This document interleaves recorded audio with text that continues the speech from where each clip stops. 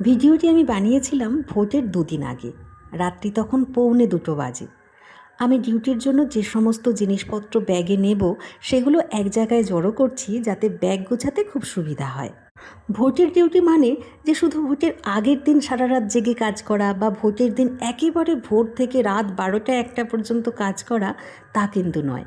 তার আগে অনেক রাত আমাদের জেগে পড়াশোনা করতে হয়।